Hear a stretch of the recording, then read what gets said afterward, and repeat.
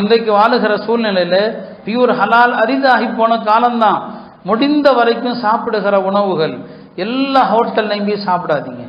Hotel சாப்பாடே முதல்ல ஒரு அடியானுடைய பேணுதலை குறைக்கிறதுல முதல் அம்சம் ஹோட்டல் சாப்பாடு தான். அது பேணுதலே கிடையாது. அந்த காலத்தில் உலமாக்களுக்கு சொல்லக்கூடிய பாடத்தில் சொல்லுவாங்க, ஹோட்டலில் சாப்பிடக்கூடாது. ஒரு ஆலிம் சாஹ் ஹோட்டலில் சாப்பிட்டா அவர் ஏற்க தகுந்த ஆலிம் இல்லைன்னு சொல்லிடுவாங்க. ஹோட்டலில் சாப்பிடவே கூடாது. பயணத்தில் சாப்பிட்றோம் வேற விஷயம், ஹோட்டலில் சாப்பிட்றது பழக்கமாக்கக்கூடாது. அதிலும் குறிப்பாக நான்வெஜ் போய் என்ன செய்யக்கூடாது, எல்லா ஹோட்டல்லையும் சாப்பிட்றது, பேணுதல் இல்லாமல் சாப்பிட்றது, போய் KFC சாப்பிட்றது எல்லாம் அது ஹலால் ஹலால் 1000 சொல்லலாங்க. ஆனால் இது எல்லாமே பேணுதலற்றவை, அதில் பலதும் ஹராமானவை.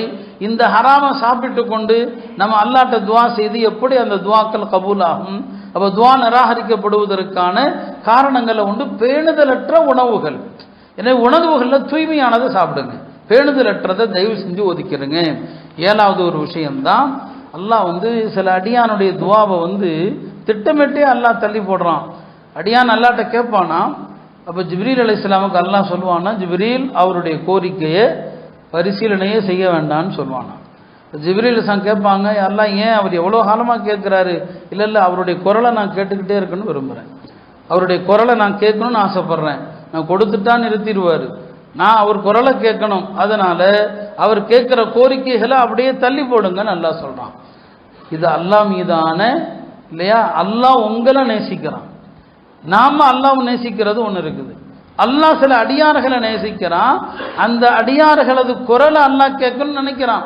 அவர் என்கிட்ட கேட்டுக்கிட்டே இருக்கணும், விட்டுரு அதை நான் பார்த்துக்கிறேன், அவருடைய தேவை எப்போ கொடுக்கணுமோ நான் கொடுப்பேன், நீங்கள் அவருடைய தேவையை கண்டுகொள்ள வேண்டாம் என்று அல்லாஹ் என்ன செய்கிறான்? அல்லாஹ்வுடைய பிரியத்தினால கூட அல்லாஹ் அந்த துவாவை தள்ளி போட சொல்கிறான், கொஞ்சம் நிதானமாக இருங்கன்னு சொல்கிறான். அருமையானவர்களே, இப்படி துவாவுடைய ரகசியங்கள் ஏராளமாக இருக்கிறது. ஏன் அல்லாஹ் துவாவை தள்ளி போடுறாங்கிறதுக்கு இவ்வளவு காரணங்கள் இருக்கிறது.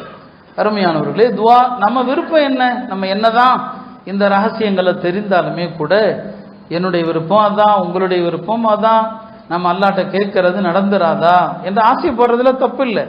ஆனால் துவா கிடைக்காம போறதுக்கான காரணத்தை விளங்கி கொள்ளணும். ஏன் கிடைக்கல இதெல்லாம் விளங்குனா நம்ம கேட்டுக்கிட்டே இருப்போம். கேட்கறதுல தயவு செஞ்சு என்ன செய்யக்கூடாது, சங்கடப்படக்கூடாது. அப்போ துவா நம்ம கேட்கறது நடக்கணும்னு ஆசைப்படுறோம். அல்லாஹ் சில சந்தர்ப்பங்களை வச்சிருக்கிறான்.